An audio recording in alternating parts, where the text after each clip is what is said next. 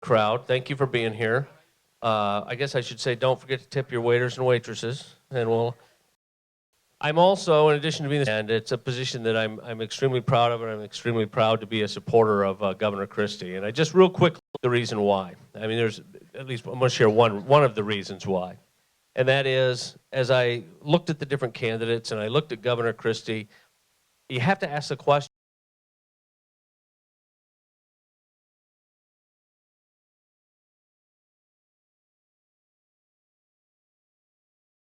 through it. Can't send somebody on that stage for their first run around the block. Can't send somebody who's not ready and hasn't been tested. So why I say I've been tested? Well, Craig talked about it. You know, I'm a conservative Republican who has vetoed more tax increases than any governor in American history. Americans for Tax Reform just put that out about 6 weeks ago. I didn't even know it. I have to thank my liberal Democratic legislature for that, though, because without them sending me all those tax increases, I wouldn't have been able to veto all of them. So I got to thank them for it. I can't take all the credit myself. But in a state like that, in like New Jersey, 750,000 more Democrats than Republicans. Before I got elected in 2009, they had elected no Republicans statewide for 12 years. We still haven't elected a Republican to the United States Senate for the last 43 years. It's the longest streak of any state in America. This is a blue state, everybody, a really blue state. In addition, I've had a Democratic legislature for every minute of every day I've been governor. And I couldn't just stand in the corner, hold my breath, and say I wasn't going to work with them. We got things done. But what did we get done? We capped property taxes. The budget is $2 billion less today, $2 billion less today than the day I came into office. Where else are they shrinking government in this country and making it smaller? 15% fewer employees at the state level than the day I came in. So even with a Democratic legislature, reform teacher tenure, reform the pension and benefit system, which we need to do on the federal level as well. I've done all that with a Democratic legislature. That means I know how to fight, but I also know how to make a deal too, how to compromise. And you need to have somebody who's going to be willing to do that if we're going to break this gridlock in Washington, D.C. You've got to do that. And I've also been in the middle, as I said before, of the most aggressive liberal media market in the world. New York and Philadelphia. New Jersey, I saw somebody had a shirt outside quoting Ben Franklin about beer. Ben had a lot of great quotes. One of his other great quotes was about New Jersey. Ben Franklin said, New Jersey is like a keg tapped at both ends. Because we got Philadelphia at one end of us and we got New York at the other end of us. And those two media markets cover me every day. The New York media market, the Philadelphia media market are the most liberal, aggressive media in the world. There is nothing that anyone is going to be able to ask me over the course of the next 14 months that I haven't been asked already. There's nothing I'm going to be accused of that I haven't been accused of already. There's no beating I'm going to take that's going to be worse than the beating I've already taken. And here I am, the most dangerous man in politics in America, because I've had near-death experiences and I am still alive. I went to Tennessee last summer to campaign for Governor Haslam. I was doing a photo line, and an older gentleman in his early 90s came through the photo line, and he grabbed me and said, Governor, I have to ask you a question. And I said, what's that? He said, how exhilarating is it? And I said, all right, I'll take the bait. How exhilarating is what? And he said, how exhilarating is it for them to try to shoot you in the head and miss? I said, you know, come to think of it, pretty damn exhilarating. So I've been tested in every way a politician can be tested. Tested by being in a state that contains citizens that are contrary to your philosophical approach. Being tested by a legislature that's in the majority of the other party every day of your governorship. Being tested by a media who continues to beat on you, pound on you, right up until this morning with the New York Times telling me I shouldn't run for president because they care so much about New Jersey. Do we really think that the New York Times cares that much about New Jersey? Or do they just want to play politics? The fact is that's happened to me over and over again. And what you saw on Wednesday night on the stage was that I'm unwilling to yield. I'm unwilling to give in. And when I see a stupid question, I call it for what it is. So if you're up there debating for the presidency of the United States, and they're going to ask you about fantasy football, I'm going to say it's a stupid thing to be asking people who are running for president of the United States.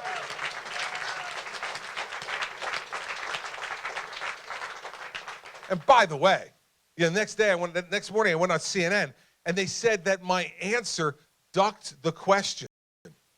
But doesn't that kind of tell you what the answer is going to be? But just so everybody knows, I don't believe the federal government should regulate fantasy football. So we didn't duck the question, okay? And let's face something. And I want to get to your questions and spend most of the time answering your questions. But I want to have a president who's been tested, who's actually run something in his life as complex as the 60,000 person government in the state of New Jersey, in the most densely populated state, the most ethnically diverse state in America, is because the challenges we face as a country are huge. We have a $19 trillion debt. We have an economy that's now growing, having a hard time finding a job and wondering how they're going to pay those debts back. And around the world, and it's not respected for one simple reason. We have a president of the United States who is weak. You can't have a president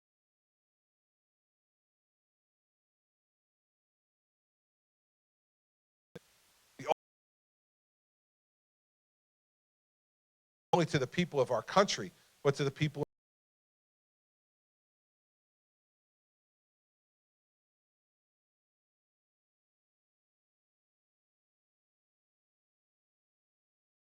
years, haven't we? Organizer, who was a state senator, state senator. Now, all due respect to state legislators and to United States 40 people, that's the max what it's like to be held responsible every day.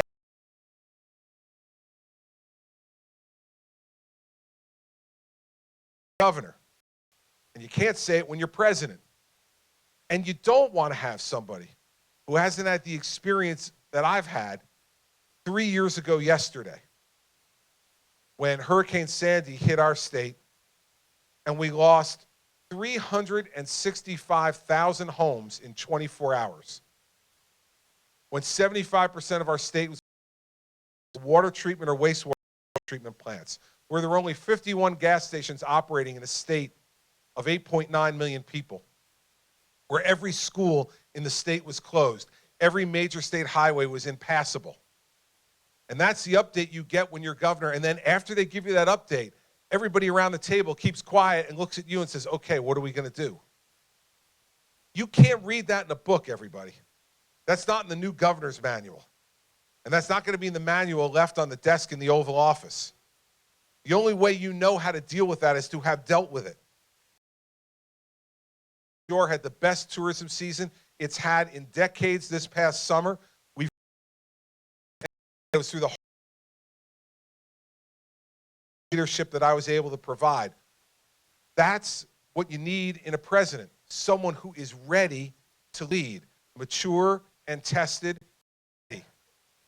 Doesn't mean you're going to agree with everything I say.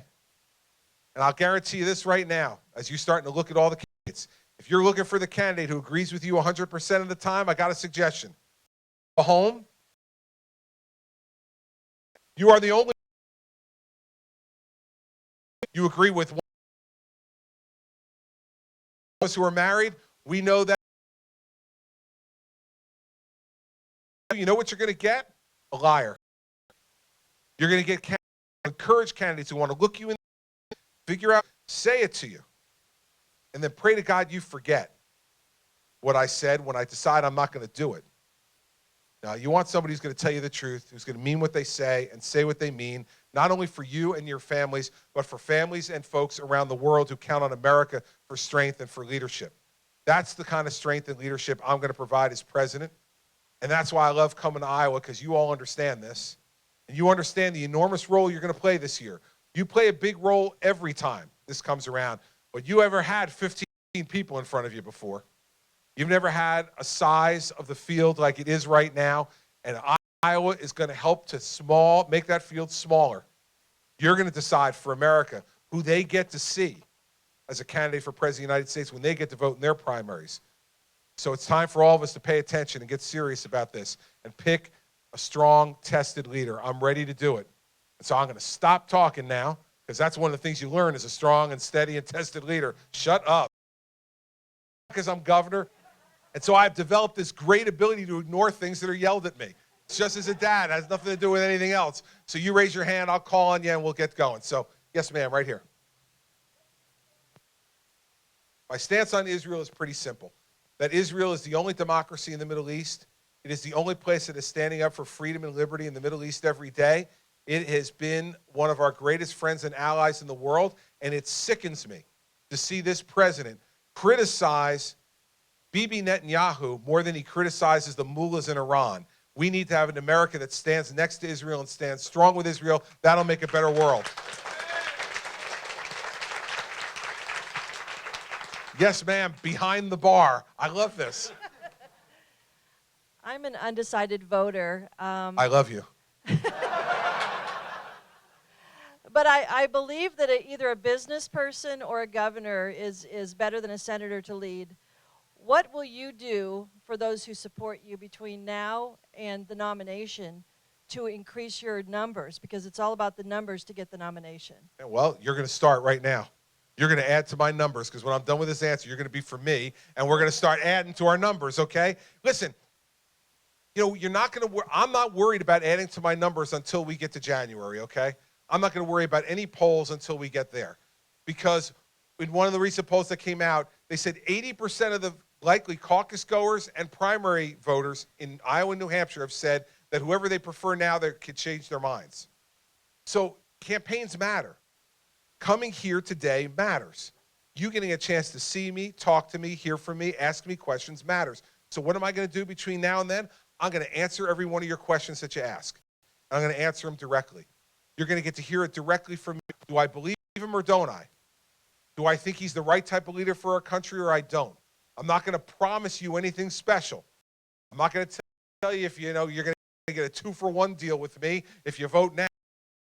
No. I'm just going to tell you the truth as I see it about our country. I love this country. Think about this. Mine came to this country on a boat from Sicily when my great-grandmother was 9 months pregnant. Their ticket got called to come to America. He was a Mason, and he wanted to find work and couldn't find work in Sicily, and he heard there was work in the United States. And so he waited to get asked legally to come to the United States. He got his ticket. My great-grandmother was 9 months pregnant with my grandfather. They made the decision to get on that boat, and she made the decision knowing that she was going to give birth on that boat. And she got in the middle of the Atlantic Ocean. And my mother used to tease him all the time, tease her dad. She'd say, "You're nothing. You're not an Italian. You're not American. You were born in the middle of the Atlantic Ocean." And it was the only time I can recall my grandfather ever getting angry in front of me. He'd get all red in the face. And he'd say to her, "Don't you say that in front of my grandfather. I'm an American. They made me when I got to Ellis Island. I'm an American." And he became a Mason too and worked with his hands and helped to build things in New York and New Jersey. I tell you that story because I want you to understand how amazing this country is. We talk about all the challenges and the problems that we have, and we do. But how amazing is it that the guy who was born on a boat, when his father had $7 in his pocket, coming to this country, that his grandson is getting ready to run for president of the United States. I mean, it's an amazing thing. It couldn't happen anywhere else in the world. So what I want you to understand about me is the reason I'm doing this is because I love this country. It's been amazing to me, and I want it to be just as amazing for your children and my children, and hopefully someday our grandchildren. That's what I want it to be. And so you need to learn about me over the next 100 days.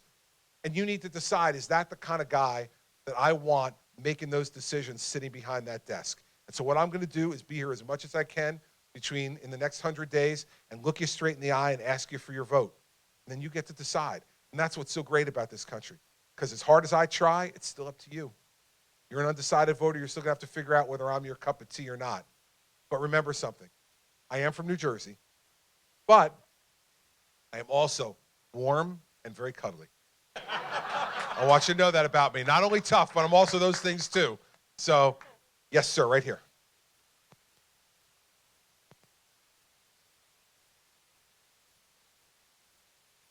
Well, listen, it's because congressional Republicans can't get their act together. Here's a shocking news flash, right? I mean, they did those hearings for 11 hours. 11 hours. And they couldn't get that point across. Because they're trying to do too much. They're all sitting there trying to preen and pose in front of the cameras and get a moment for them, not understanding that who we want the camera on is her, not them. Ask questions that make her answer. I will tell you very clearly, I've said this right from the beginning about Mrs. Clinton.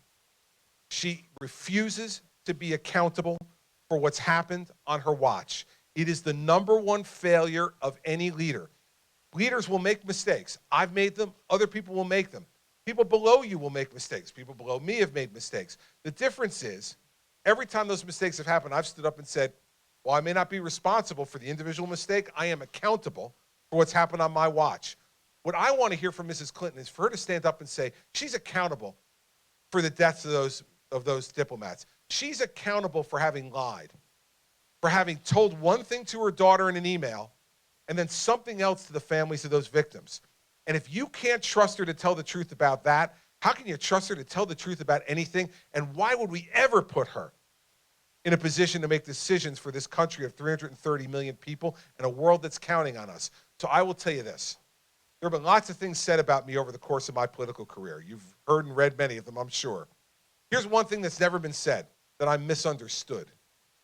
Okay? I've never been said to be misunderstood. People call me lots of things, but not misunderstood. When I get on the stage next September against Hillary Clinton, you're not going to have to ask that question anymore about whether she, a Republican, is holding her to account for the fact that she lied to the victims' families regarding Benghazi or a number of other issues. Fact is, look at that stage and ask yourself, who do you want prosecuting the case against Hillary Clinton next September? Who do you want on that stage? Who is tough enough and tested enough to take everything she's going to throw at you and then turn around and turn it right back on her? And that's exactly what I'll do next September. It's what I've been doing in this campaign, and I'm not going to stop. And Republicans need a leader is what we need. And the reason we haven't done it is we've got no leader on Capitol Hill. We've got no one who will say to people, do it this way so that we win, so that we're effective at what we're doing, so that we get the truth out. We need a president in the White House who will give direction to the Republican Party on Capitol Hill so we can actually get things done for the American people and not just blow hot air, which is what they're doing up there and wasting our time and wasting our money. That's what we need to do, and that's exactly what I'll do as president. Yes, sir.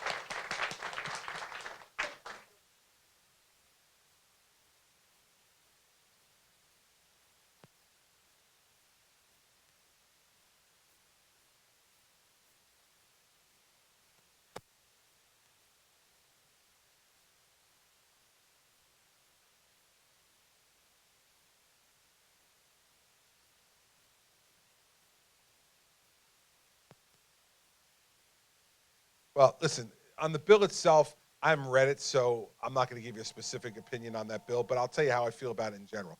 We've done criminal justice reform in New Jersey. I've done it.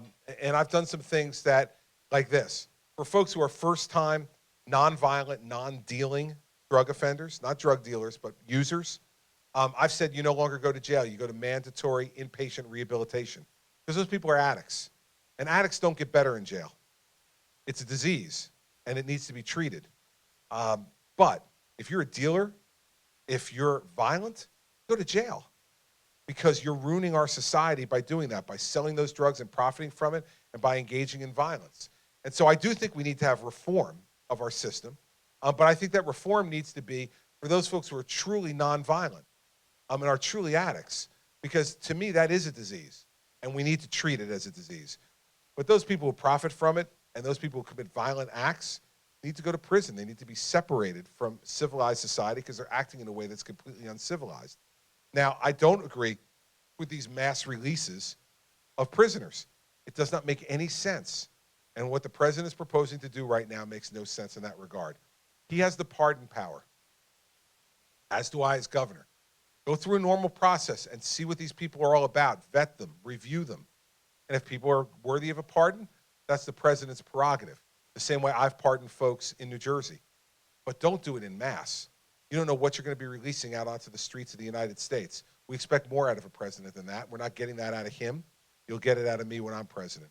But I do want to tell you that on the issue of drugs, I don't think we're going to be able to incarcerate our way to solving that problem.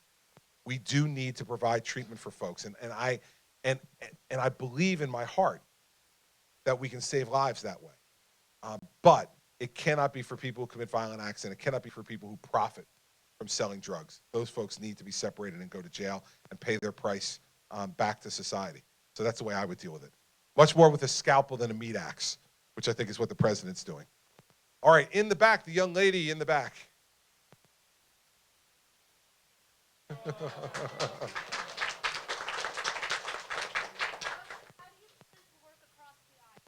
Well, I've done it in New Jersey. So let's start with the fact that you don't have to worry about whether I know how, because you've seen that I already have. 24-16 Democratic majority in the Senate, 48-32 Democratic majority in the lower house. So it's not like I'm even close, okay? And they got a big majorities on me in both houses. So what did I decide to do? You have to develop personal relationships with these folks.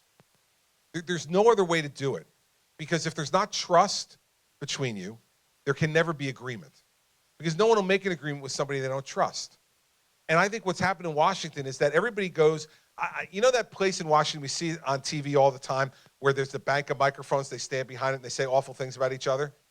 I would suggest they ban that place at Capitol Hill, because they all go there and they think the only way they're going to get their clip on TV is for someone to say something worse about the person across the aisle than the last person who spoke. And we need to get to know each other again. We get to have to work with each other. This president hasn't done it. Think about this. 2 months ago, I read in the newspaper that Speaker Boehner was going on Air Force One for the first time. He had been the Republican leader of the House for 7 years and never been on Air Force One. Let me tell you this, and I'll use the most extreme example I can use to show you how committed I am to this. If Nancy Pelosi, go ahead, get it out. If Nancy Pelosi remains the Democratic leader of the House, she can come on Air Force One whenever she wants if I'm president. She can take the M&Ms if she wants. I don't care, all right? Because every minute I get to spend with her, she's going to get to understand that I'm a good person and that I can be trusted. And that while we may not agree on much of anything, that we've got to find ways to compromise with each other. So personal relationships is one of the ways you have to do it. Second way you have to do it is marking out clear points of things that you won't compromise on. So for instance, in New Jersey, what I've told them over and over again is, in a state where in the 8 years before I became governor, we raised taxes and fees at the state level 115 times in 8 years before I got there, I came in, I told them, we are not raising taxes on the people of New Jersey. You send it to me, it's going to be vetoed. That's how you wind up vetoing more tax increases than any governor in American history. But they know. They don't even come and they don't even try to negotiate with me about it anymore. They send it because that's the symbol they want to send. I send it back and it's over with, and it's no longer an issue. They understand. So don't fight over the things that you know you can never compromise on, right? Just say, here's where I am.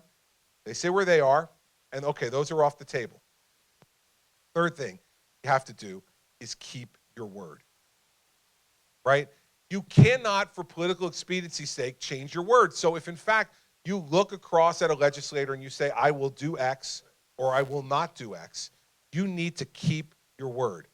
Because when they agree with you, they need to know you're going to deliver. And when they don't agree with you, they need to know you're not going to capitulate. Because that forces them to compromise too. I think those are the three ways you do it, and the three ways I'd go about it in Washington. You know what that means? I'm going to be spending an inordinate amount of time with people I don't agree with. That's painful. It's difficult, but I'm asking for this job. I'm volunteering. No one put a gun to my head. I know what it takes to be successful. I've done it in New Jersey, and we've passed teacher tenure reform, pension and benefit reform, property tax caps, interest arbitration reform, things that you would think you'd never get Republicans and Democrats to agree on. We've done it all in New Jersey because we've approached it that way. I'll tell you one last story to illustrate this. When I was elected governor, I went to go see one of my predecessors, Governor Tom Kean, who was the two-term Republican governor of New Jersey back in the 1980s. And later, President Bush made him the chairman of the 9/11 Commission. And so I went to see Governor Kean. I said, listen, can I come and meet with you during the transition for you to teach me how to be governor? I'd never been governor before. I'd been a prosecutor. So I said, I really want to learn what I need to learn. So he said, sure. So I went for my first meeting with him. I said, so how's this going to work? And he said, I'm going to ask you questions. You're going to give answers, and I'm going to critique your answers. Okay. So I said, all right, what's the first question? He said, who's your best friend? And I said, Mary Pat. And he said, not anymore. I said, no. He goes, no. You're going to make Steve Sweeney, the Senate president, your best friend. He said, because you're going to spend every day that you can talking to him, getting to know him, and making him your best friend. Because if you make the Senate president your best friend, you got a shot to be a successful governor. And if you don't, you have none. So over the course of time, Steve and I have gone out to dinner. We've gone out for drinks. I've met his wife, Patty, and their children. And he's met Mary Pat and our 4 children. And we've gotten to know each other. Now, he also calls me some of the most unspeakable names you can imagine on the front page of the newspaper. But every time he's in the State House and I'm there too, we get together and we meet and we talk. Sometimes it's 5 minutes about how our weekend was and how our sports teams did. Sometimes it's hours about issues that are important, and sometimes we're yelling at each other. But we always see each other. We always get to know each other better and work with each other more. And the fact is, that's the only way you're going to get this done, is human interaction, friendships, and a trusting relationship. Otherwise, Washington will continue to be what it is, which is just a TV show. That's all it is now. It's a TV show that aggravates us, and we don't need that. And, by the way, wastes a ton of our money in the process. So that's the way I would do it. Yes, sir, right here. Hi.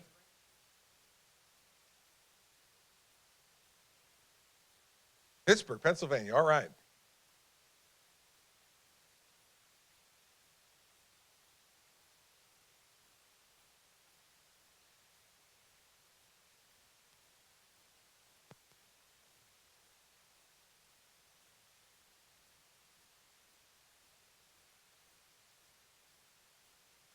All right.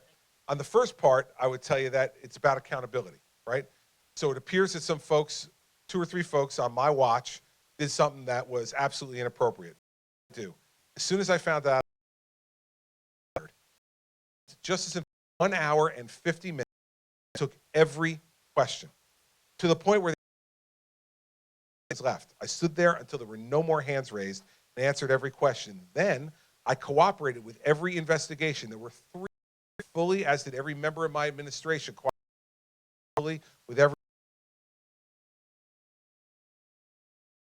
They agreed with everything that I said the first day that I went out there. Nothing about what happened, what I said happened, and what actually did happen. And when I stood out there, they take responsibility and accountability for it.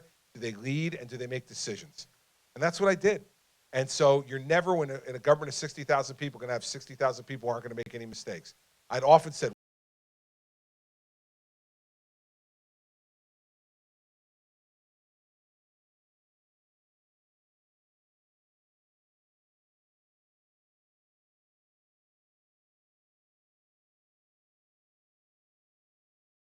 right there, ma'am.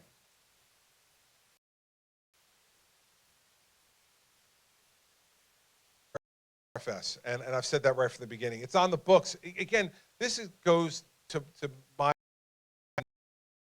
generally in 2 areas. First is that we need to enforce the laws on the book.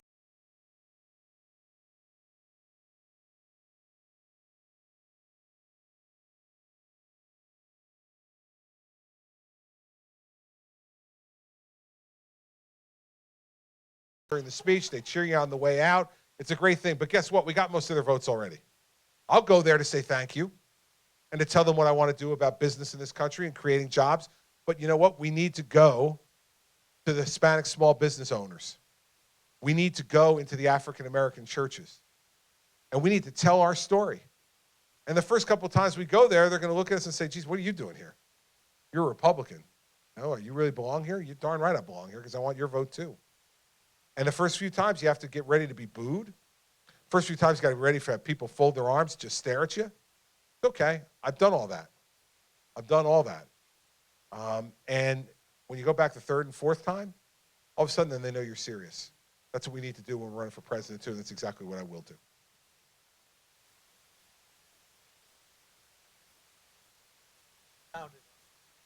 God, bring God back into.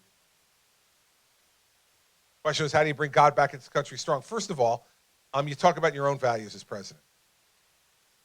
We have "In God We Trust" on our money. Our Pledge of Allegiance says "one nation under God."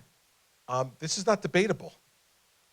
This is a part of our history, and we've got to stop debating it. I believe that everybody should be able to worship the way they see fit in this country.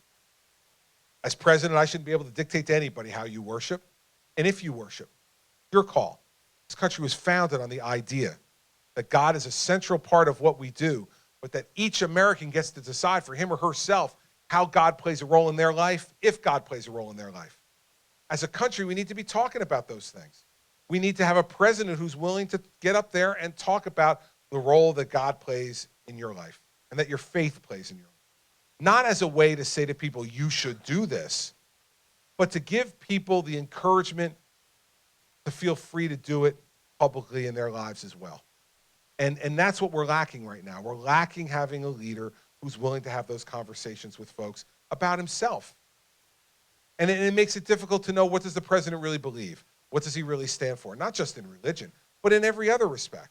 I take the president says he's a Christian, I take his word for it. No reason to doubt that. He says he's a Christian, that's what he is. But the question is, what role does he see that playing in the life of the country? And it's those values that are so important that undergird what America is all about. It gives us the moral authority to do the things that we need to do in our country and around the world. And so I think the single biggest thing a president can do is to be open and talk about it, because it frees everybody else up to do it too. It gives everybody else a permission slip to do it in a society where we haven't had that permission for a long time. And so that's the way I would do it. I'm not one of these guys who's going to go around and proselytize. It's not my job. I'm the president of the United States if I win. I'm not a pastor. But I want pastors to proselytize. I want them to feel free to do that. And I want people to feel free to worship the way they want to worship. And I want them to understand that, in my mind, a supreme being has played a role in putting America in this world to provide an example for the rest of the world about freedom and liberty and the great gifts that it can provide. Because those gifts don't come from government. They come from God. Each one of us is endowed with those gifts. And our founders understood that. And I want to make sure our children understand that too. And if you talk that way, I think they will. Yes, ma'am. Why not? Why not? Right here. Mm-hmm.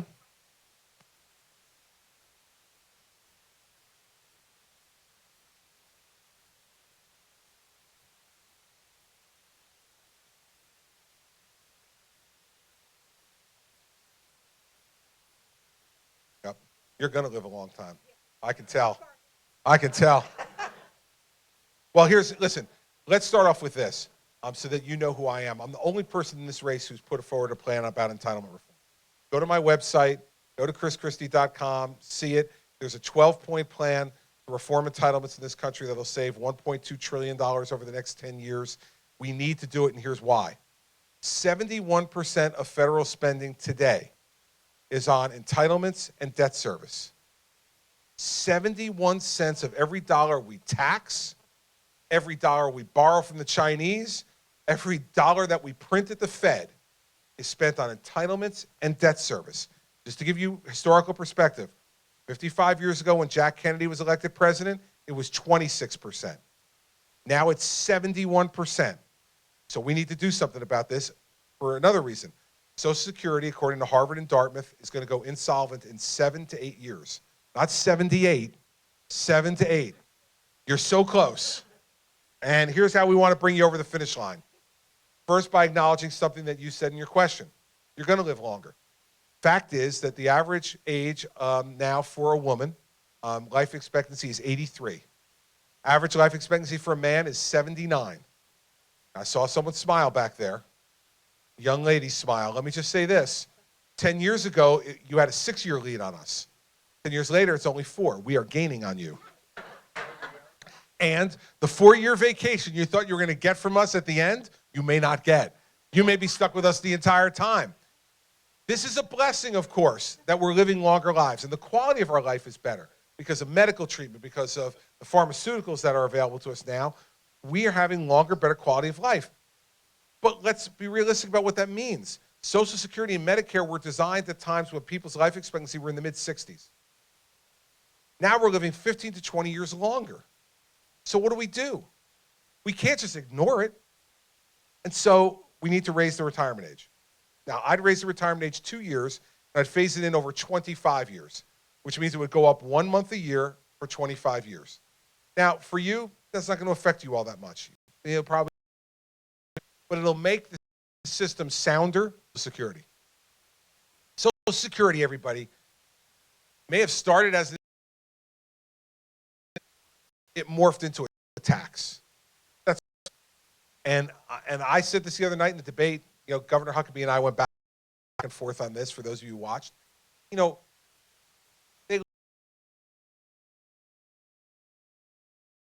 that I put this money in and it's waiting. I want it back. It's not waiting there. What's waiting? We'll pay.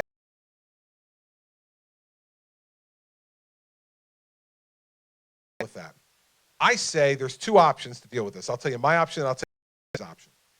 My option is this: if you make in retirement $200,000 a year or more, that means you've got 4 to throw off that kind of income in retirement.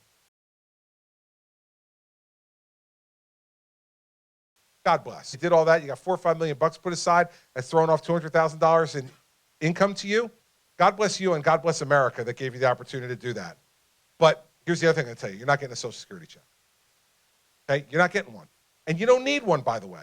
Because is that check, $1,200 a month, going to make a difference in your lifestyle? It is not. Now, I had somebody in Exeter, New Hampshire, when I said that, yell at me, but it's my money. I want it back. I paid for it. I want it. I said, well, I understand that. I said, but here's the thing. There's lots of things you pay for in this life that you don't get money back for, right? So all of us who own a home buy homeowners insurance. And we buy it because if there's a flood, if there's a fire, if there's other disaster, there's a robbery, we want to make sure that we can get what was lost replaced. But let's say you own your home for 25 years and you never make a claim, and then you go to sell your home. You invite the insurance company to the closing.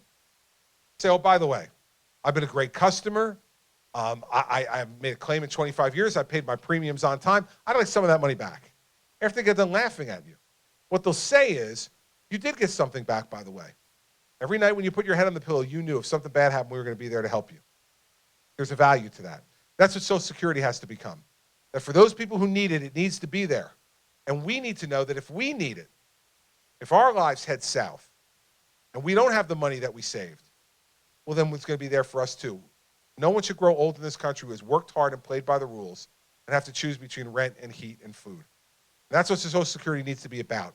And so when I was putting together our entitlement reform plan, I was talking to my friend Mark Zuckerberg, who founded Facebook. And he said to me, so entitlement reform, Governor, what's that going to mean for me? And I said, for you, you get nothing. You get absolutely nothing, Mark. You're worth about $40 billion. You get nothing. All right? Now, Hillary's plan would be take the cap off the Social Security tax and have people who make more pay even more in Social Security tax, unlimited Social Security tax. She's trying to get at the same people I'm trying to get at, people who have done very well. Here's the difference.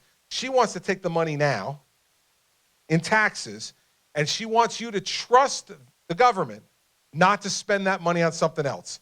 Now, hold on, man. They just did that to us. We've been giving them the money all this time, and they spent it on something else. Now they're saying, no, this time we really mean it. We really mean it. This time we're not going to, no. We're trying to get the same people. This is not like I'm trying to help the rich and she's not trying to help the rich. No, we're both trying to get at the people who've done very well. I want to take the benefits away at the back end if you don't need them. That way there's no risk to everybody else. If you need them, you get them. And the people who've made a lot of money, they don't have to worry about it because they don't need it anyway. If we do it her way and they take the taxes now and they spend the money, guess what's going to happen when we get there? We're not going to get the benefit anyway. So why would you give a government that's already lied to you and stolen from you more money on the promise that this time we swear we won't do what we've done for the last 40 years? We swear. Please, okay? Maybe I'm a little cynical because I'm from New Jersey, but even Iowans who are really not cynical people at all, in my experience, you don't believe that either, do you? They're going to spend that money, man. They're going to spend that money. So let's not give Washington, D.C. another dime. Let's make them reform those programs. I do the same thing on Medicare, and it would be this. Raise the eligibility age 2 years, phasing it over 25. And for people who make over $200,000 a year, they still get Medicare. But instead of it being subsidized 75%, which it is now, it's only subsidized 10%. So they still get some subsidy, but they got to pay more for their health care. Sorry, you've done well. You want really good health care, you got to pay more for it. But for the people who need it, and if they didn't get Medicare at that subsidized level, they would be going to an emergency room, getting inefficient, expensive, ineffective care. We can't have that. That's how we save these programs. And I also go and look. I talk about Medicaid reforms that make to Medicaid and Social Security disability insurance, which, by the way, in this latest deal the Congress just struck with the president, they're stealing $150 billion from the Social Security retirement taxes to put into the disability fund because the disability fund was going to go bankrupt next year. So now the 7 to 8 years that I told you about is getting shorter because they're heisting more money out of there instead of reforming the program, which is what I suggest in my plan. So go to chrischristie.com, look at the other 8 points of the 4 that I told you. There's 8 more. But if I give you the other 8, you will glaze over, I promise you. So this is what you do when you're having a little trouble going to sleep. And you go, but I'm worried about entitlements. So I'll go to chrischristie.com, look at the top. By the time you get to point 12, it's like an Ambien. Don't you worry about it. You'll be ready to go right down. But when you wake up, you'll remember that I'm the only person who's put forward a plan. And what the other folks on the stage said the other night is baloney. It's baloney. It's going to fix itself. Or Donald Trump saying, we're going to grow so much and we're going to get so rich you won't have to worry about it. Stop, okay? Stop. You've heard this a million times before. Don't buy it. I trust you enough to tell you the truth. You're adults. You need to hear the truth. That's the truth. If we want to save it, that's what we got to do. We can cry over the spilled milk from before if we want. Let's get the tears out, and then let's get to work. Because if we don't do it, I'll tell you what a 23-year-old told me, and I'll get to the next question. In New Hampshire, he came up to me and he said, Governor, I'm really glad you're talking about entitlement reform, because I got to tell you the truth. I got my first job. I see that FICA tax in my paycheck every 2 weeks, and I feel like a chump. And he said, because I know I'm 23 years old. There's no chance Social Security is going to be there when I retire.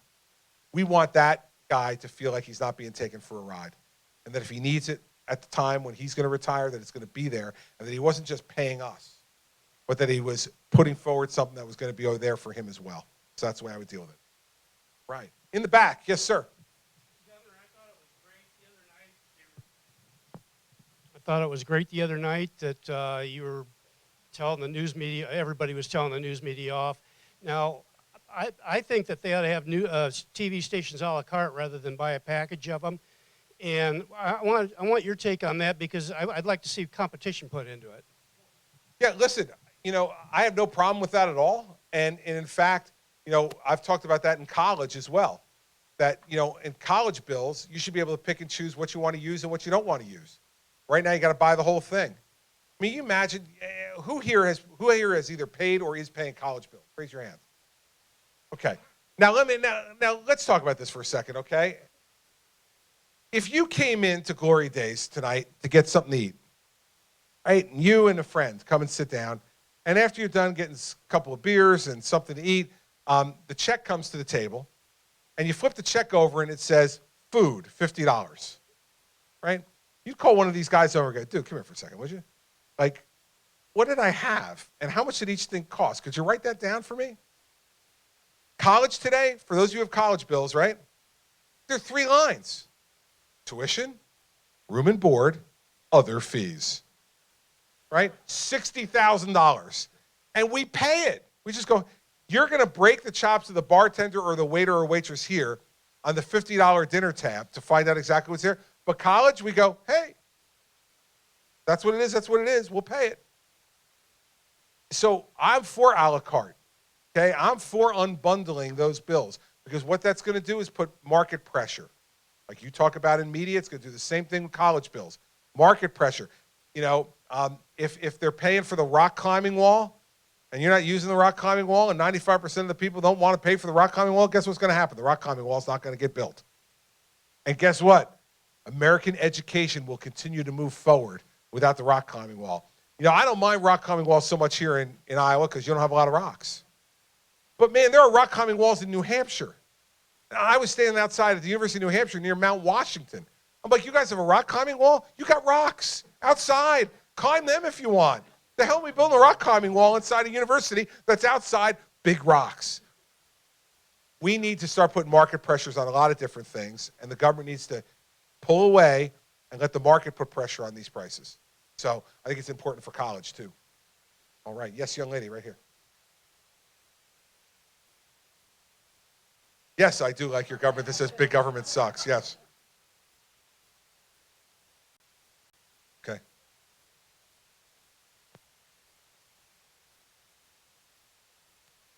No, but government should be there to protect life. Government should be there to protect life, all life. Okay?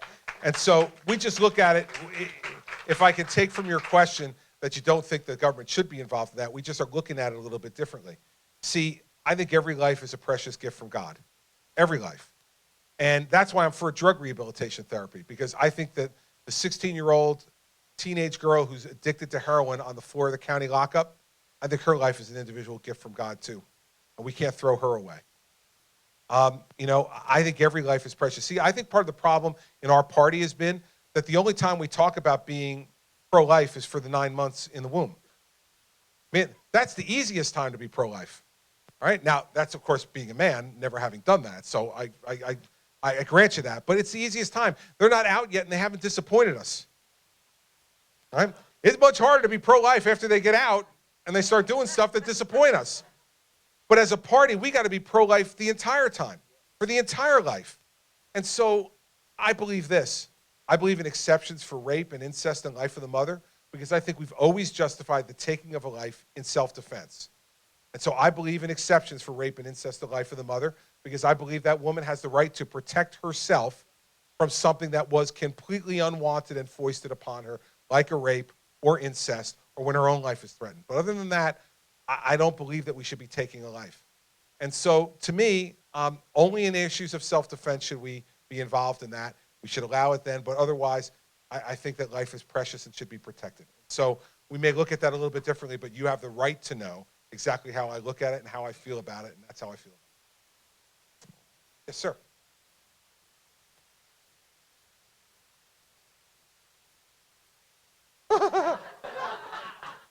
Well, I mean, from a newspaper perspective, it's clearly the New York Times is the most liberal. From a TV perspective, it's pretty easy. It's MSNBC is the most liberal, and NBC, part of the NBC family, and they've been generally pretty liberal. As to any individual person, I don't think it much matters, because I don't think they make the decisions. I think the decisions are generally made at the editorial level, above them, and they put the editorial page on the front page of the New York Times, or at least it looks that way to me. And on MSNBC, they lean forward. I don't know exactly what that means, but I guess lean forward means liberal. And so, yeah, that's, I think, the most liberal news outlets. And I canceled my New York Times subscription a couple years ago. And I did it myself, by the way. It was very liberating, I have to tell you. It was a lot of fun. Call there, and especially when the woman, finally figured out who it was, because you give your address first, and then the name comes up, and she said, "Who am I speaking to?" And I said, "This is Christie," and there's a long pause, and it was a lot of fun. I enjoyed myself. All right, in the back, right? Oh no, you're holding up a camera. You don't have your hand up. Okay. Yes, ma'am. I stand on gun control. I believe in crime control. Okay, so here's what I think. I think that what we need to do is to make sure that those people who are using firearms, any types of firearms, in the commission of a crime are dealt with swiftly and aggressively. And I don't believe we should confuse gun control with crime control. Because the fact is that all these different gun control measures that you put into place only affect law-abiding citizens.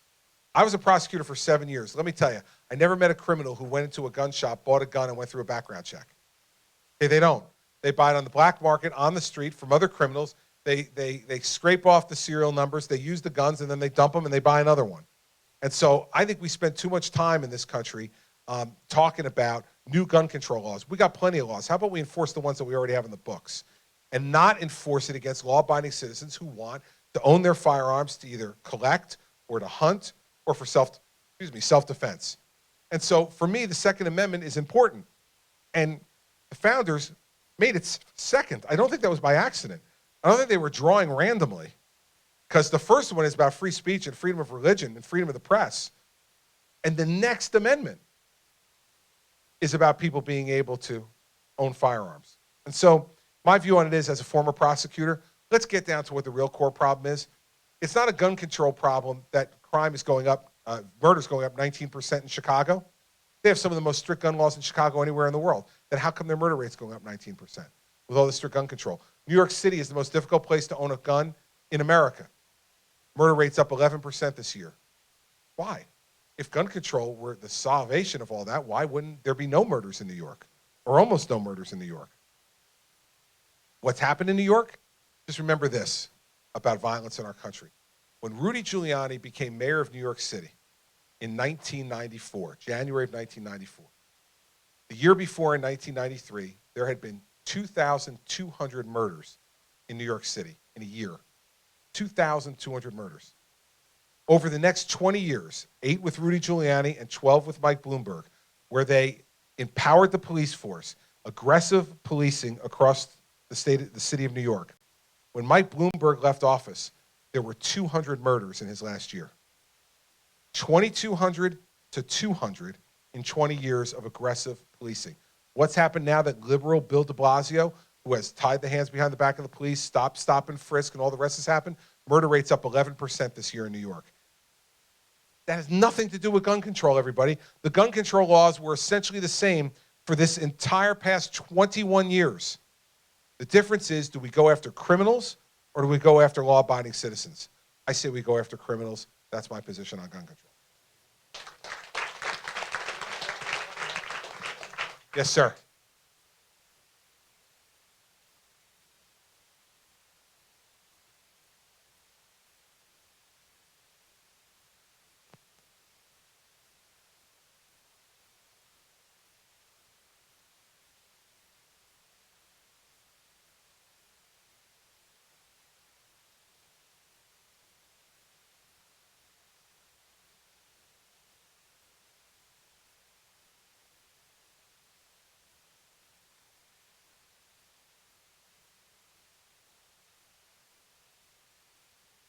Right.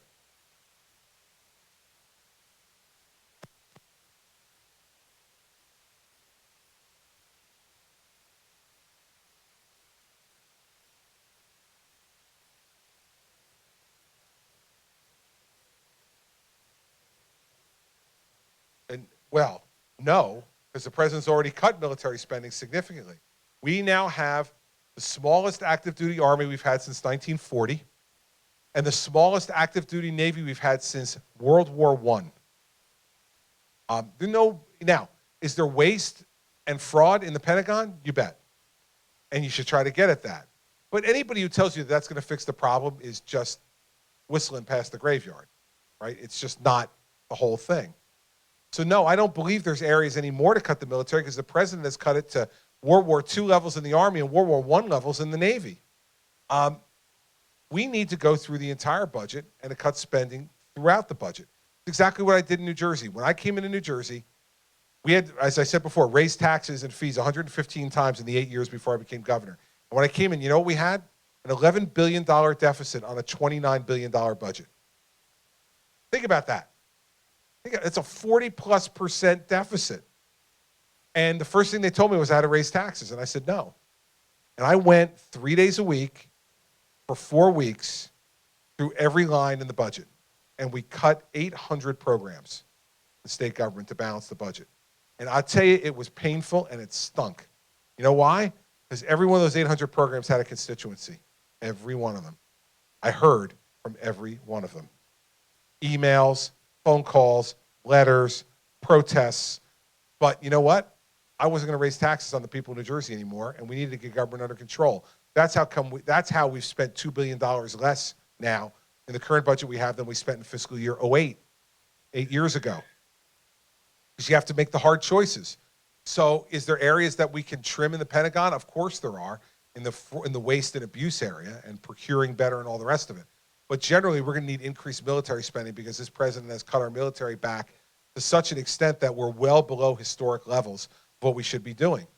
But there's plenty of areas that we can go through this budget. I'm confident, because I did it in New Jersey, to be able to spend less. But that's not going to solve the budget problem by itself. We need to grow more.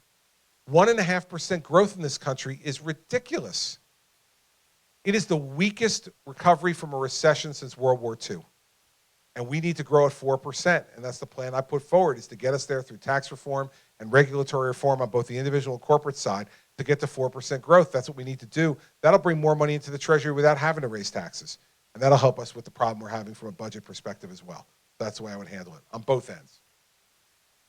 Yes, ma'am. Governor, I'm Peggy Moulton, Virginia Beach, Virginia. We're following you around. We're runners. We thought maybe we could catch you. So here's the deal, though. 2 years ago, my husband and I came down with cancer. Praise God, we made it through. We now know through our research that a lot of what led to our getting cancer was genetically modified organisms in food. I don't know if you're aware of the HR 59 bill on genetic labeling in the world, in America anyway, and it's also now in the Senate. It passed the House. It's in the Senate as 511. If you have any awareness of it, could you tell us how you feel about genetically modified organisms in food? If it got to President Christie's desk, sign it. I don't have familiarity with the specific bill, but before I come back out here next time, I will read it and be able to give you a direct answer on it. But what I will tell you in general is, here's what I'm concerned about. And so this is not about GMO, but it's about something bigger. I think the government is regulating too much and requiring too many things now. And so what we need to do is to get smart about how we're going to do this. So if this is one of the areas that we have to regulate, and I'm going to get smart on it and be able to give you an answer. In fact, before you leave, I want you to give me your email address to one of my guys so I can give you an answer, so I don't have to count on running into you again. But I will, but that's okay. I don't want to count on it, though, so you get an answer sooner than that. The fact is that I think I'm very reluctant to broaden the regulatory authority of this government. It is already way too broad. Last year, 2014, 81,000 pages of new federal regulation by the Obama administration. And I don't know that it's made the country any better or safer in the process. So I'm not completely against regulation, obviously, but I'm for smart regulation that actually accomplishes something. So let me get smart on that. I'll give you an answer by email on it, and then I'll verbalize it next time we're together as well. But I'm glad for both you and your husband that you're doing better. And I will say one other thing on the spending priorities question that gentleman asked me in the back. Part of the reason why I want to change the way we spend money in the government is that last year we only increased the budget for the National Institutes of Health by 0.1%, and we cut the budget of the National Science Foundation by 4.3%, right? And yet Medicaid spending increased by 60%. We have it backwards. We're waiting for everybody to get sick, and then we're paying for it, rather than going on the front end to try to prevent them from getting sick in the first place. And so we cannot be the cutting edge country that we've been if we don't become even more cutting edge in science and health research. We need to invest more money in that. The government needs to invest more money in partnership with the private sector. And we have diseases, and this is one of the areas where I agree with Governor Huckabee. He was talking about this in the debate the other night, that, diabetes, cancer, heart disease, and Alzheimer's are the four main drivers of most of our health spending in this country on the back end. If we invested more in the front end for treatments and cures, that money would pay enormous dividends, not only because we wouldn't have to spend all that money in the back end, but because those folks would be more productive citizens. When you're sick, you can't work, or you work at a much less more efficient pace than you did when you were well. And so we get a multiplier effect by having more healthy, active, working, tax-paying people on the back end as well. So the part of what I wanted to say to you was that, by dealing with entitlement reform, it frees up money for us to invest in the National Institutes of Health, to invest in the National Science Foundation, so that America not only is healthier, but in addition, we develop those cutting-edge treatments, it's going to be profitable for us as well, because the rest of the world is going to need that help. And we're going to be able to make money off of that as well, which is a good thing for us to be doing. So that's the other part. I'm glad you both are doing better. That's a really good thing. But we need to do better for everybody in that regard. And we're not doing as well because we're not making, by making no choice, we're making a choice. By just letting this thing run on autopilot, we're making a choice. And the choice is to let all the things that run on autopilot take up all the money, and the things that we could really be picking and choosing on, we're letting go by the wayside. It's not right. All right. Yes, another big government sucks guy. Yeah.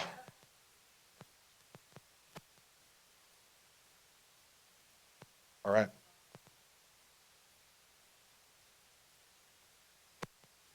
All the things that you already said regarding gun control, regarding everything. I worked actually for Governor Rauner, so I'm a big supporter of all that. Extremely conservative. But my question is probably going to be the hardest question you've gotten. How do you rally the Republicans under? It seems that it's kind of been all over the place. Yeah. And especially because Kasich kind of fell for everything at the debates. But I'm glad that everyone stood strong. Yeah, no, listen, first off, I don't think we should be attacking each other because the differences that we have with Hillary Clinton are monumental compared to the differences we have with each other. But how do you know how you do it? You win. Listen, politics isn't complicated, everybody, okay? The problems are complicated, but politics isn't. When you don't have a president, your party is fractured. Right? It just is. Remember what the Democrats were like under George W. Bush. They didn't look like a well-oiled machine, right? And they were killing each other. And we were fairly unified under George W. Bush, and we were moving things along the way the president saw fit to move them along. We'll come together after the primaries are over, but not before, because, we're fighting with each other. We all want to be the nominee. So it's not like we're all going to come together and go, okay, and you wouldn't want that either. That's the way it used to be. It used to be everybody got together in the back room and said, all right, you, okay, you're it. And wheeled everybody out there and said, this is the guy you get. I hope you like him. So we got to put up with, and we've earned the division we have. Because we didn't elect John McCain in 2008, we didn't elect Mitt Romney in 2012, so we earned it. We earned our division. But now we got to come together, and we'll come together when we have a nominee. Because nobody wants to lose 3 times in a row. Nobody wants to lose 3 times in a row. Put aside what it'll do to the country. For our party, we don't want to lose 3 times in a row. So I think you'll see, after this is all over, that everyone will say, okay, I may have wanted, I'll be the nominee. And then they'll say, well, maybe I will have wanted Rubio, or maybe I would have wanted Bush, or maybe I would have wanted Trump or Carson or whoever. But man, we'll take Christie over Hillary because we don't want to lose again, right? So, that's part of what we'll do it. So don't feel pressured about that yet. Get to August of 2016 and we're still batting at each other, then it's my job as the nominee to get everybody in a room and say enough. And that's what a leader does. And so some of it will be, generated by my charm and good looks. Some of it will be the gentle persuasion that I'm known for. And that I'm known for that. And some of it will be, sitting in a room and saying to folks, what do I need to do to get you on the team? That's part of what you do. You do it at your work every day. Everybody goes through this. So it's no different here. So let's not be remorseful yet. We're going to be fine. We're going to pick a good leader of our party, and that leader of our party is going to bring everybody together because we will make sure folks understand that the alternative is unacceptable. The alternative of a Hillary Clinton victory and the Clintons back in public housing is unacceptable to me or should be to anybody else. So that's the way we'll do it. So stay strong. Thank you, Governor. I appreciate most all of your comments, or I probably wouldn't. I've got to take issue with you on one. Sooner or later, you guys are going to start knocking. Not all qualified president. Not all of you are capable by a strong man. You are going for party. Yeah, I don't disagree. It's not like we're going to be in the kumbaya business for the entire time here. But I think it's a little early to be knocking heads. Some people are going to leave just because they're going to run out of money. Well, you never know. Listen, I've known Donald for a long time. Who knows what Donald's going to do? Okay, he's a wild card in all this, and I've always said Donald's going to be as serious a candidate as Donald wants to be, both policy perspective and politically. But here's one thing you never have to worry about me. When the moment comes for knocking heads, I'm not the guy you need to worry about. We'll be okay. We'll be able to do it. I'm from New Jersey. That's when the being from New Jersey thing is going to be a real advantage, a real plus. All right, they're telling me I can take one more question, which means I will take two. The reason I will take two is because I want my staff to always remember who the boss is. So, To ask what's your new policy or whatever your current policy is on helping the veterans? Because this administration says they're gonna, and I haven't seen it yet. this is one of the most despicable things Hillary Clinton has said the last couple of weeks. You may have seen it. She said there's really not a crisis at the VA, and that's a political creation of the Republicans. I mean, this is ridiculous. We know that the VA is broken. We know the VA has lied to veterans. We know they lied to them about waiting lists. They falsified documents. They hid documents. We know this.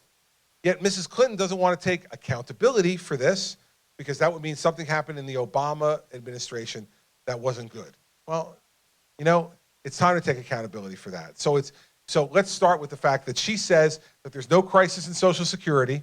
There's no crisis at the VA. All is well. 1.5% economic growth, Syria on fire, Libya on fire, Egypt under martial law, ISIS running roughshod in Iraq and Syria, Al-Qaeda still plotting against us, revolt in Yemen, China building artificial islands in the South China Sea and building their military at an incredible rate, Russia in the Middle East again for the first time in 40 years, 4 more years, right? You feel like just chanting 4 more years after that because they've been so damn successful. But she doesn't want to take accountability for anything. That's fine. I'll tell you what I'll do with veterans, and I'll give you the example of what I've done in New Jersey as governor with our veterans. But first, I think we made a promise to vets. The promise was, you serve in our military, you put your life in harm's way for our country, we're going to take care of your medical care for the rest of your life. The VA has failed in recent years in that promise, so we can't fail as a people. So as president, the first thing I would do for veterans is say that any veteran in this country goes with their veterans card to any healthcare provider, any hospital, they get their treatment and it gets paid for by the government. That's it. We have to do it. We can't tell them wait for us to fix the VA because many of them will be dead while they're waiting. We can't do that. So that's our first step in a temporary measure. Second, we got to acknowledge that the VA is no longer a military organization. It's a hospital organization. That's what it is. It provides, predominantly what the VA does is provide health care. So as president, I would go to the best hospital CEO that we have in the country and say to that person, I need you to sacrifice the next 2 years of your life, come and be the head of the VA and fix the system. Fix the system. And give him 2 years or her 2 years to do it. I think that person would say yes. If your president comes to you and says, on behalf of the veterans of this country, we need you to fix this system, I believe any good American who's risen to that level will answer the call and come and do it. That's the way you fix the VA in the long haul. Let me tell you a couple of things that we've done in New Jersey to give you an example of my seriousness about this. The first is that there's a program we started in New Jersey called Vets for Warriors. It is a 24-hour-a-day, 7-day-a-week hotline for vets who are suffering from mental health problems. The thing that's different about this, it's nationwide, and it's run out of Rutgers University Hospital in New Jersey. And when you call that 800 number, what you get on the other end of the phone is not just someone who's trained in mental health, but that person's also a vet.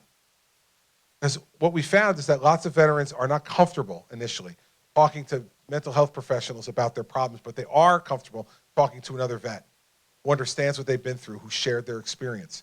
It's been a wildly successful program. We started it 4.5 years ago or so. We found out this spring that the federal government, who was our partner in funding it, said they're not funding it anymore and that it was going to close July 1st.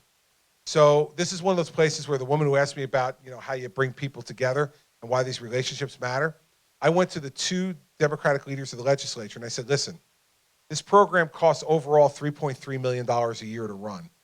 We had been paying for 1/4 of it. The federal government had been paying for 3/4 of it. I went to the leaders of the legislature and said, listen, we got to pay for the whole thing. We can't let this close down. We can't have a vet anywhere in the country pick up the phone and call that number and have it be disconnected. And so I have to give them credit. The 2 Democratic leaders of the legislature looked at me and said, absolutely, Governor. We agree with you 100%. And starting July 1st of this year, the people of New Jersey are paying the entire tab, $3.3 million, for vets from across the country to call Vets for Warriors in case they need help, because we were not going to say no to those veterans and have them get a disconnected number on the other end. Second thing is that we had Vets have a homelessness problem in this country. Lots of vets who have drug and alcohol or mental health issues wind up becoming homeless. It's a disgrace. It's a disgrace to our country that there's any vet who has to have a warm place to sleep at night and get a meal after they served our country. And so we had a home in the southern part of our state called Veterans Haven South, and it was for homeless vets, a place for them to go and to get treatment and to get fed and a warm place to sleep. We had a psychiatric hospital, state-owned psychiatric hospital in the northern part of the state that was closing because we didn't need it anymore. The original recommendation to me was to sell it. I said, wait a second, why don't we use that for a Veterans Haven North? And the other part of this was it's on a campus where there is a private drug and alcohol rehabilitation facility that rents space from the state.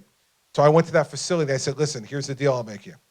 I'll reduce your rent to $1 a year if in return you treat any vet who's at Veterans Haven North for drug and alcohol problems if they need that treatment for free. And they made the deal. So now we have Veterans Haven North, where homeless vets in the northern part of our state can come, get themselves back on their feet, not only by getting some counseling and being fed and housed and cherished, but also to go next door to the drug and alcohol rehabilitation facility if they need it and get treatment right there, free of charge for them, because we owe that to our vets. Every vet who commits suicide in this country, it's a sin on every American when a vet commits suicide. It's preventable. Not every time, but it's preventable. And we need to stand up for these folks. That's exactly the way I've run it in New Jersey, and that's exactly the approach I would take as President of the United States. All right. One more. Yes, sir. Christie White House do to let the law enforcement have the Well, first off, I think it would be the first time, that the President of the United States had been a former United States attorney. So let's start off by the fact that I dedicated 7 years of my life in law enforcement to saying that you apply justice to everyone equally without passion or prejudice, but with an aggressive hand to make sure that it's done the right way. So I think, first of all, it'd be one of the first times in a long time they had one of their own sitting behind the desk in the Oval Office. That, I hope, would give them some comfort. Two, I would say over and over again, as I've been saying on the campaign trail, that bad cops deserve to be prosecuted. Same way bad doctors do, and bad lawyers do, bad engineers, bad CEOs. Bad people deserve to be prosecuted. But we cannot throw the baby out with the bathwater. The overwhelming majority of our law enforcement officers are good, hardworking, decent men and women who put their lives on the line every day for us and deserve to have our support. And I'd be saying that over and over again. Third, I'd untie their hands. In a Christie administration, they would not be afraid to get out of their cars to enforce the law. And the FBI director is a brave guy who has stood up to stand up against the president who appointed him and to say at the International Association of Chiefs of Police the other day in Chicago that law enforcement officers are afraid to get out of their cars because of the culture that's been established in this country. And that's why crime is going up. And he cited Chicago specifically. The fact is, in the Christie administration, we'd appoint an attorney general who said, go do your job. But remember something. You step outside the law, you're a criminal like any other criminal. But you stay inside the law, we're going to back you and support you. Last piece I'd say to law enforcement officers across the country so they know that I have their back is this.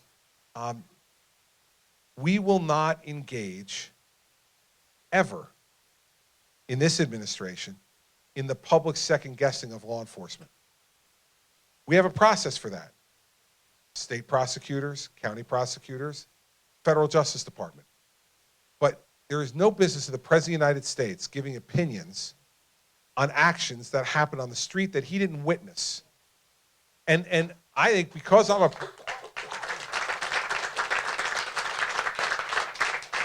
in my time as governor, even though I was a prosecutor, I've had the press ask me over and over and over again to give an opinion on a pending criminal matter.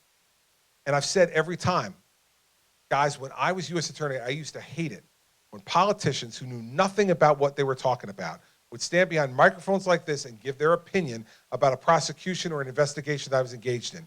And if I hated it then, I'm sure as hell not going to engage in it now. And that's the other way that we give police officers the confidence that due process is not only available for the criminal, due process is also available for the police officer. And due process does not include the President of the United States standing behind his seal and spouting off about stuff that he has no damn idea what he's talking about. So that's the way I would do it.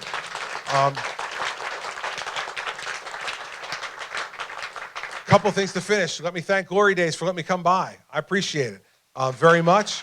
I want to thank all of you for taking time on a Friday afternoon to visit with me. I appreciate it and appreciate your questions. And let me end with one thing. You're all going to hear a lot of information about us, more than you'd ever want to know, over the course of the next 100 days or so. And hopefully you're going to do a lot of that reading and researching on your own. Hopefully you'll come out to lots of meetings like this and get to know folks. And then you're going to come to a point where you need to make a decision. What I tell you is that our proposals, what we've done in the past and what we plan to do in the future are an important part of that. But another important part of it that I think you need to consider is who we are. You need to get to know who we are. It's one of what I was saying to that woman before who asked me about, how am I going to get her vote? How am I going to get my numbers up? How am I going to do that? Well, you need to know who the person is. So I want to end by telling you who I am. We're all a product, whether we like it or not, of our mother and father, right? I mean, we all are, mostly for the good, but sometimes, we wish they would have done things a little differently, or be a little different, but we are who we are because of our parents. I have an Irish father, and I had a Sicilian mother, as I implied before. Now, I'm the oldest son in that family, and I see someone chuckling there, so you know what I mean. An Irish father and a Sicilian mother means that I became expert at a young age at dispute resolution. This was a highly emotional household, very emotive, very loud. Everything was kind of put out on the table. Now, my dad is this wonderful, gregarious Irishman. He's 82 years old. He sees, we live stream all these things. So my dad is no doubt at home in New Jersey watching right now. Dad, hello. So I'm talking about you again. He's a wonderful guy. If he were here today, and he's threatening to come out on the campaign trail. So get ready, Iowa. This is going to be interesting. But he would stay here afterwards. He would give you all hugs. He would tell you embarrassing stories about me from when I was growing up, and would have a great time sitting here and enjoying a drink with all of you and regaling you with stories. Wonderful guy. My father, though, despite being a wonderful guy, I always reminded him that in the automobile of life, he was merely the passenger. My mother was the driver. In our house, my mom was judge, jury, and executioner, and she liked the last part the best. She set all the rules in the house, and her number one rule was, there is no suffering in silence. Now, I think she made this the number one rule because she utilized it the most. Whenever she had a problem, we always had to hear about it, and all the time. And finally, we got to be teenagers, and we could push back a little bit. Like, Mom, enough. We get it. Okay, enough. Stop. We hear you. And she'd say, no. You're going to hear it right now. I'm going to get it off my chest. There'll be no deathbed confessions in this family, Christopher. You're hearing it right now. And so that's the way she ran the house. And she had very good reason in her own mind to do it. Now, I said I had a Sicilian mother because 11 years ago, my mom got diagnosed with lung cancer. She was a lifetime smoker. And for any of you who've gone through having a family member or friend with lung cancer, it can go one of two ways. It can either go very slowly and they can enjoy a much longer life with it and being treatable, or it can go very quickly. In my mom's case, unfortunately, it went really quickly. She got diagnosed on Valentine's Day in 2004. And by the last week of April, I was U.S. attorney at the time. By the last week of April, I was at the U.S. Attorney's National Conference in San Diego. And I got a call from my younger brother, and he said, listen, they put Mom back in the hospital. She's taking a real turn for the worse. And the doctors say, if you want to see her again, you got to get home now. So I got in a red-eye flight that night from San Diego, flew back to New Jersey in the morning, went right to the hospital. When I got there, they started to give her morphine. For any of you who've gone through this and losing a loved one, that's like the last moments because they're just trying to make them comfortable. So she was kind of in and out of things. So I sat there next to the bed for a while, and then she came to. And it was typical of my mother, right? Now, she hadn't seen me for a week. And she looked up and she said, what day is it? Like, not hello or how are you or welcome home. What day is it? I said, hi, Mom. It's good to see you. It's Friday. And she said, what time is it? I said, it's 9:30 in the morning. And she said, go to work. I said, Mom, I've been away at a conference for the whole week. I flew home just to see you. I said, I'm not going to work today. I'm spending the day with you. I took the day off and spending the day with you.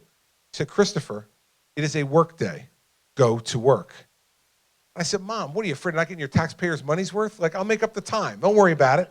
So you don't have to worry about these things. I'm here for you today. And she reached over, she grabbed my hand, she said, Christopher, go to work. It's where you belong. There's nothing left unsaid between us. Other than the birth of my 4 children, it was the single most powerful moment of my life. My mom was giving me permission to let her go. And as I sat there, I thought to myself, she's right. And she's right because of the way she taught us to live our lives. You know, she said there'd be no deathbed confessions. She said it over and over again. And man, she was right. I knew she loved me, and she knew I loved her. And every grievance had been aired, you know, and every joy had been shared. And everything that about our lives, we knew. And she was right. There was nothing left to say. And she was giving me permission. So I did as I was told. I got up and I kissed her on the forehead and I said, okay, Mom, I'm going to work. And she said, good boy. And that was it. I left. A few hours later that afternoon, she fell into a coma. And 3 days later, she died. And it was the last conversation we ever had. And I have to tell you the truth, I have absolutely no regret at all. Because she taught me how to live my life. And so now that Donald's in the race, I'm no longer the most psychoanalyzed, candidate in the race. I'm now second, strong second, but second. And whenever I say things like, get the hell off the beach, or, sit down and shut up, or, and people say, why does he say these things? Is he angry? What's wrong with him? What's with him? You now have the answer. It's her, right? It's her. That's the way she taught me to be. She wouldn't have held back, and she taught me that it wasn't permissible to hold back. And so, if she were still alive to see this circus that my life has become, she'd have lots to say, believe me. 2 things I know she'd say for sure. The first one is, she'd say, so, you're running for president of the United States, Mr. Big Shot. It's like, don't get big with me. I changed your diaper. I know who you are. Be yourself. My mother would want me to keep my head on my shoulders and keep my feet on the ground. She'd insist on it. The second thing I know she'd say to me is, okay, if you're going to do this, if you're going to ask these folks to trust you more than they trust anybody outside of their family, by making you their president, you better tell them everything. You better tell them everything you think and you feel, because in a trusting relationship, Chris, that's what we do. And you're asking them for their trust. And so I've said all these different things that I want to try to do as president, and I'm going to work as hard as I can to make it happen. But here are the 4 things that I can guarantee you I will do, because they're totally within my control. The first thing is, you're never going to have to wonder what I'm thinking. Okay? You may not like it, but you're never going to have to wonder about what I'm thinking. I'm going to say it. You're never going to have to wonder how I'm feeling. You'll be able to tell. I don't hide it very well. And I'll continue to let you know how I feel about things. Third is, you're never going to have to wonder what I'm willing to fight for, because you'll see it happening. I don't do it subtly. I fight for the things I believe in. You saw it on the stage Wednesday night on both things big and small, from entitlement reform to fantasy football, right? And everything in between. You're never going to have to wonder what your president's willing to fight for. And the last thing is, you're never going to have to wonder how hard I'm willing to fight for it. Because if I'm here today, you should know it's because I want to be president of the United States. I'm determined to be president of the United States. And what that means is you got to fight hard. Anybody who wants this to be easy, it's not easy. It's not meant to be easy, and it shouldn't be. Anybody who thinks that, they're not sure they like it, leave. Okay? Don't run. My wife says to me all the time, nobody put a gun to your head to do this, man. You said you wanted to do it. I'll fight hard because I'm going to fight hard to get there. And if I fight this hard to get there, you won't have to worry about how hard I'm going to fight once I get there. Because once I get there, I'm going to want to prove you were right in the choice you made. And I'm going to want to make this country better for our kids and our grandkids than it was when we came in. And so I can't tell you how much I appreciate your willingness to consider me. I want your vote. I want your support, because I want to be president. And I want to bring back to this country a sense of optimism for the future that's based on reality, not on baloney. That we're working hard and making hard decisions and working with each other to build something, not just hoping and praying it's going to get better, but working to make it better and making the hard decisions we need to make this country even greater than it is today. So thanks for coming today. I appreciate it very much.